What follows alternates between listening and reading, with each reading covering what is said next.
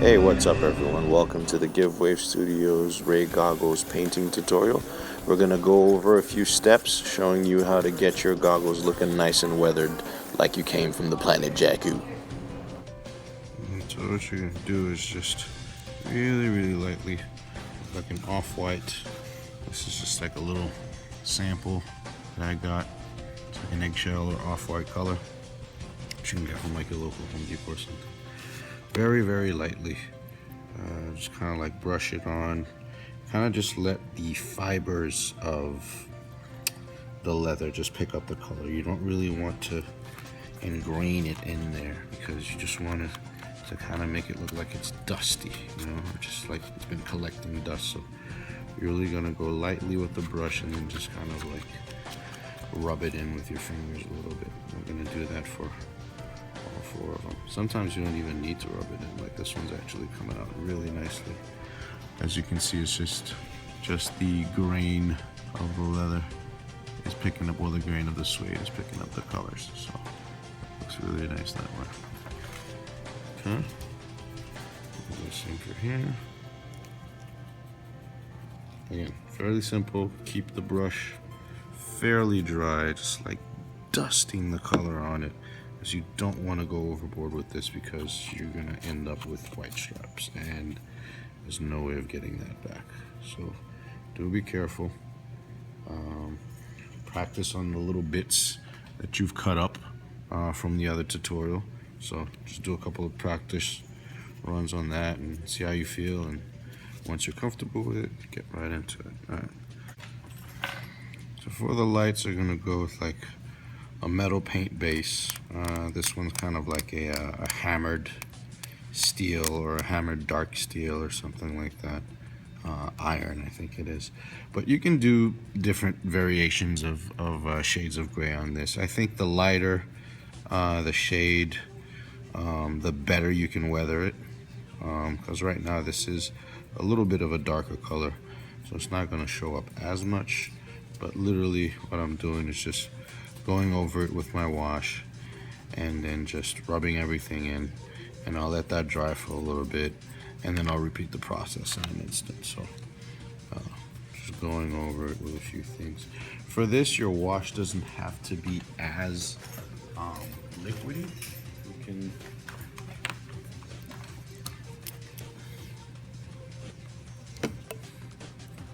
definitely go over it with something a little thicker that will stay embedded into the crevices. That way, if you put like a rag over it or just run your fingers over it, it'll keep the darkness and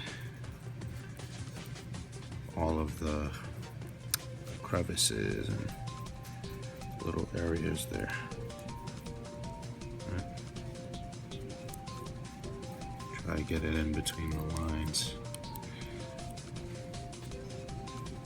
You can do this lightly with a napkin or something. Just kind of like dab it off.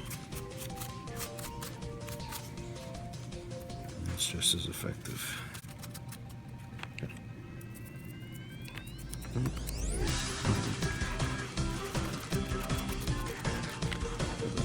So it's such a small piece. I would just paint it completely black as quickly as possible, and while it's still wet, just kind of take away all of the paint from the surface that you just added, just like very randomly. You don't want to do this in any particular order. You want it to look like the weathering was not purposeful.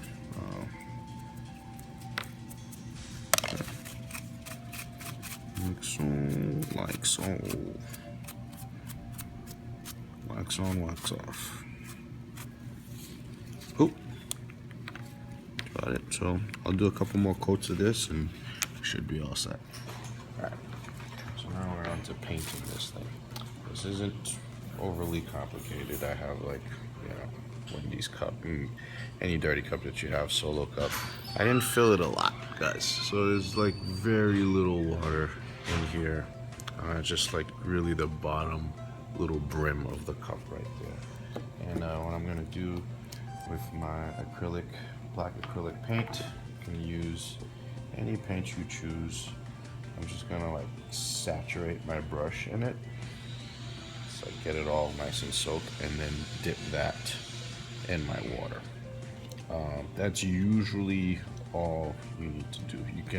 You don't want to make the solution too dark, because you won't be able to blend anything. You're just gonna end up with little like globs of black, and you don't want that. So what I'm gonna do is basically just kind of like go over all the areas, just kind of lightly brush this in, and then I'm gonna use my fingers to just kind of like rub it in a little bit. So just gonna keep going about it that way, and around, and then rub it.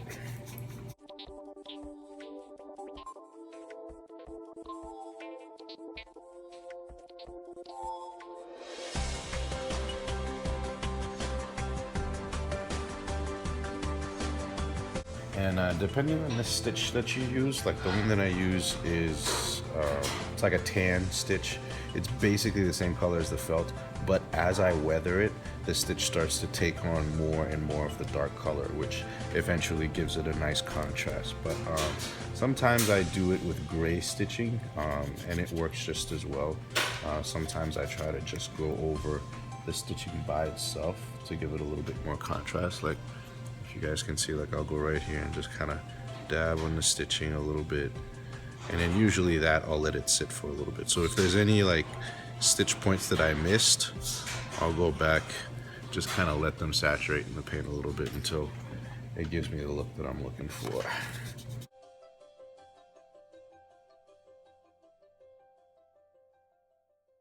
Most of the time, if not always, this will always come pre-weathered for you guys, at least a little bit.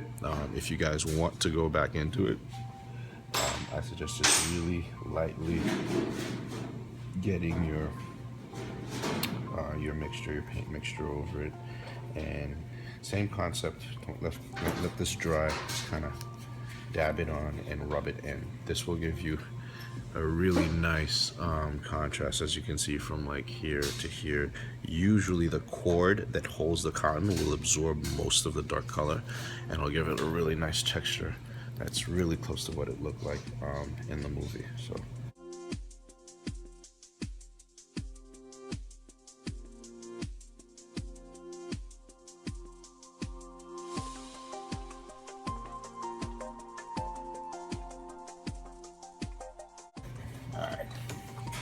that's looking kind of good. But now we have like this really bad contrast between here and here, and this is the reason why we had put this here in the first place.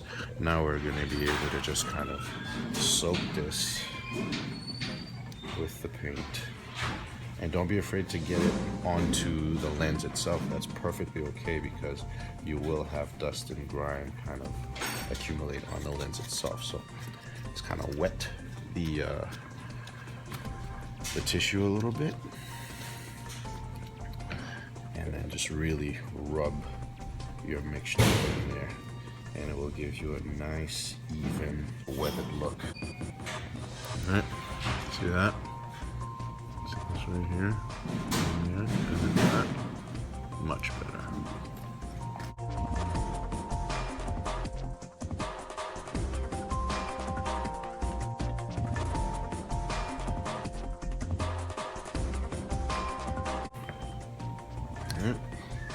That's pretty much it. And then, alright, so we'll do this with the actual paint instead. They could just be really careful not to get it on your lenses. Again, this is something that's better done before you put these on your lens, but you still get the idea. So kind of going over it. Now I'll go in with my cloth, just kind of wipe away all of it from the surface. Leave the rest of the grime is kind of trapped inside the edges there.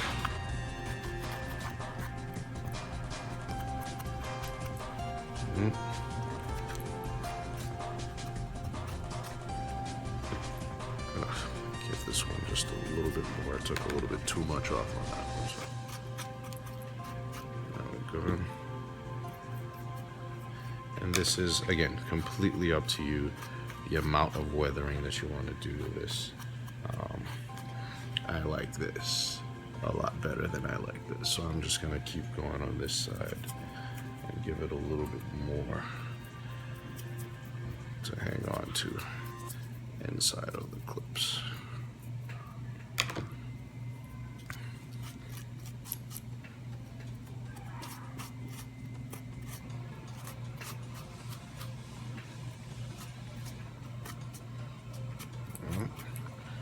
Nice. That's what I'm talking about. All right. So we're looking good. At this point, once everything dries.